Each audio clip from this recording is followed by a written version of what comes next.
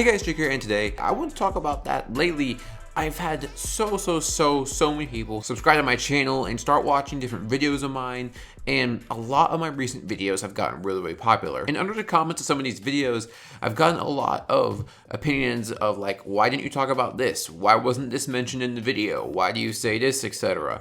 And today I want to address some popular comments and viewpoints that I've gotten under my comment sections. One of my now most popular videos, and one of the ones I didn't expect to blow up, is my favorite mobile racing games, which has about 40k views at the time that I'm recording this. It was actually one of my favorite videos I made back when I first uploaded it, and it didn't do very well when I first made it, but after people kept watching more of my videos from my Hot Pursuit Remaster video, that one blew up as well, and I'm really happy it did because I really like how that video turned out.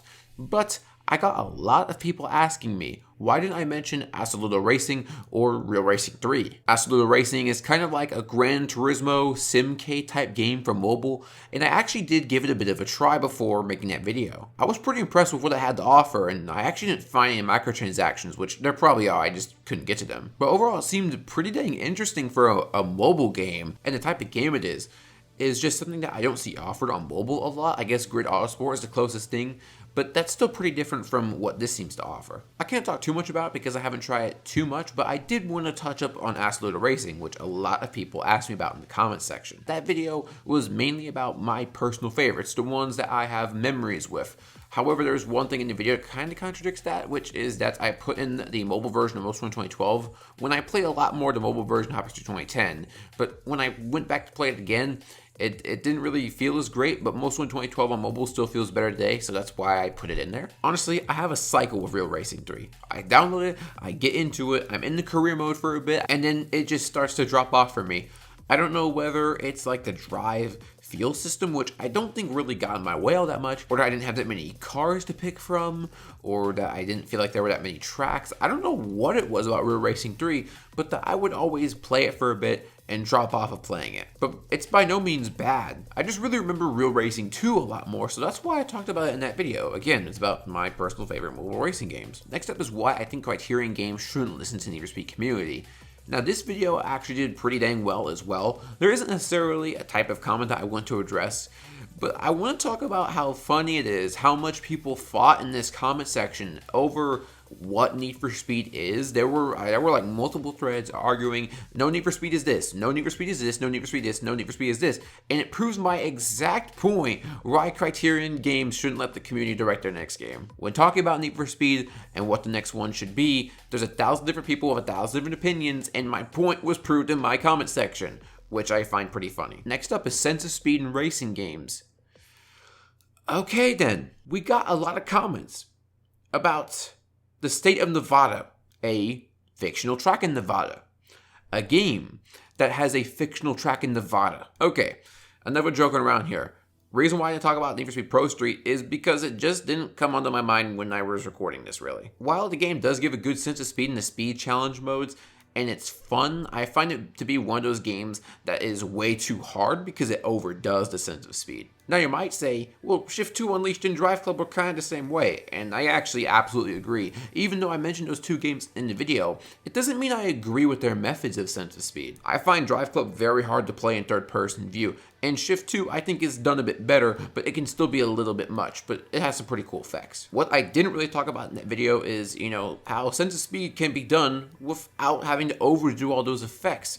Plenty of games did this just fine. Forza Motorsport 4. Forza Horizon 1, all the Burnout games, Need for Speed Hot Pursuit 2010, Most Wanted 2012, Need for Speed 2015. None of these games felt like they had a sense of speed issue, but they didn't overdo any kind of sense of speed effects. Everything in the game, the camera, the sounds, track design, whatever, combined to create a good sense of speed in each of those games and plenty of other ones. And that's something I definitely missed in that video, is that you don't need to go overboard on the camera to create a sense of speed in arcade racing games. Another really popular comment I got was about motion blur. I didn't mention motion blur for a reason.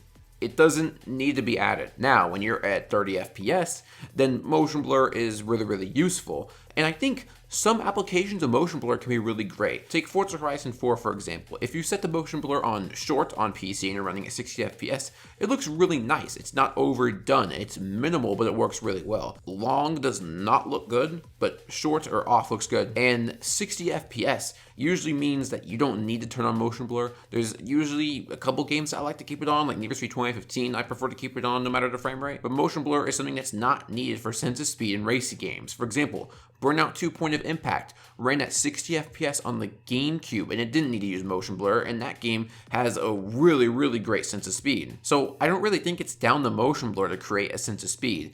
I mean, I guess it could be in addition to some people. Some people like it, but I don't think it's needed for a good sense of speed. And one of the last things that I got a lot of comments about on the sense of speed video is field of view in sim racing. Now, if you didn't know, there's a huge discussion in sim racing about field of view, and more so about having a mathematically correct field of view. Because you can actually measure your eye's distance to the screen, and also how big your screen is to determine how much your field of view should be. Because if you get it correct, it's actually going to be a proper viewport of what you would be looking out outside the car. It's an interesting concept. I actually linked to Chris Hayes' video in the top right corner of the video, and a lot of people were wondering, why didn't you talk about this? It's because I didn't really feel like I could explain it correctly. It's kind of an advanced concept. I don't feel like a lot of people who really watch my channel could necessarily get it without having to go watch another video, so I figured I would just link it to someone who can explain it better than me anyway. But I would actually like to add a little bit of an opinion here.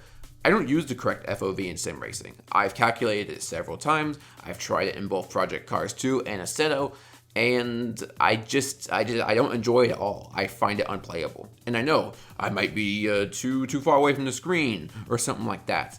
I don't have a great sim racing setup. I just use my monitor with my desk. I'm planning to build a sim rig later, but correct FOV is something that's more so suited for someone with 3 monitors. So while correct FOV is a very interesting concept and definitely gives an interesting feeling when you get the math right, I don't personally prefer using it. And I didn't mention it in the video because I didn't feel like I could explain it properly. Next up, how Forza Horizon changed direction.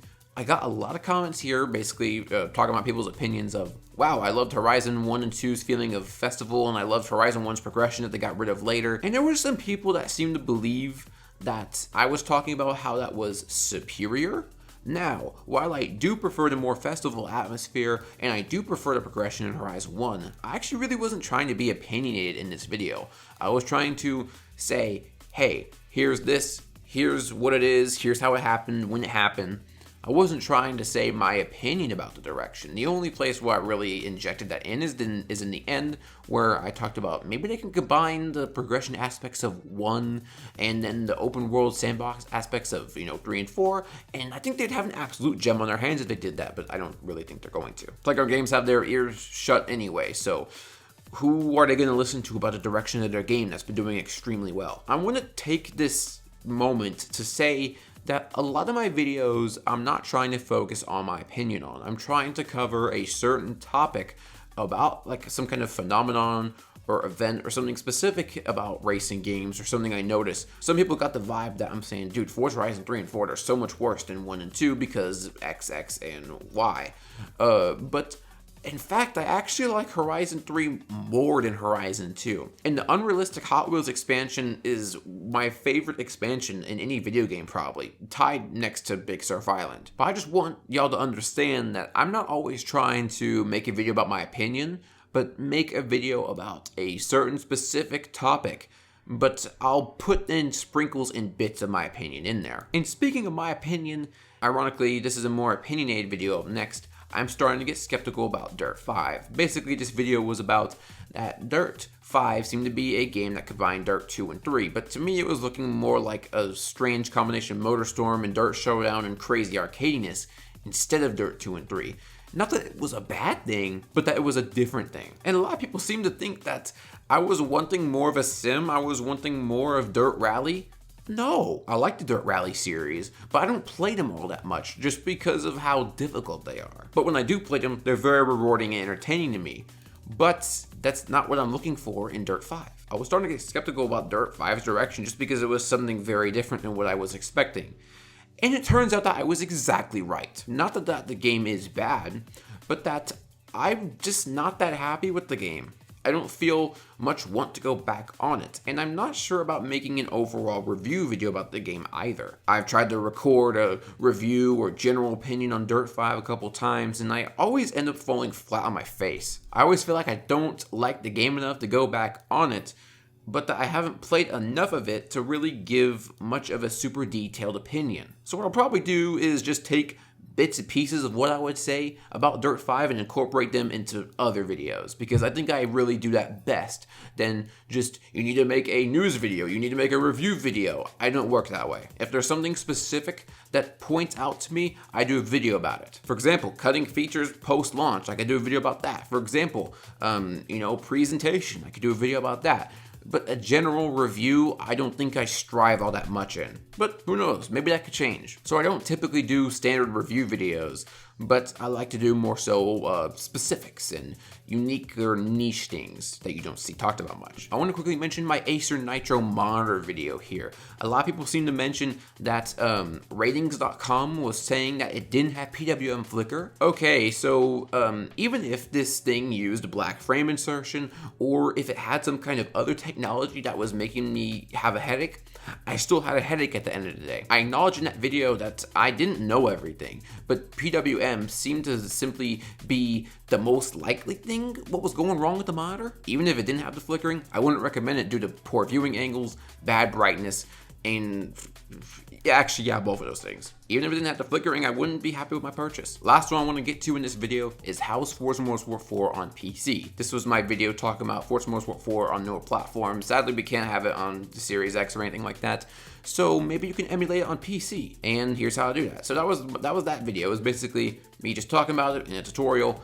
And a lot of people were wondering, if you have to go through all this effort to get the game legally running on your PC, then why not just play it on the 360 if it's going to run it better than the PC version? My point I was trying to get across is, if you still have this system and you're still passionate about this game, you want to play it again, but you want to play it on something different, you could do it on the PC.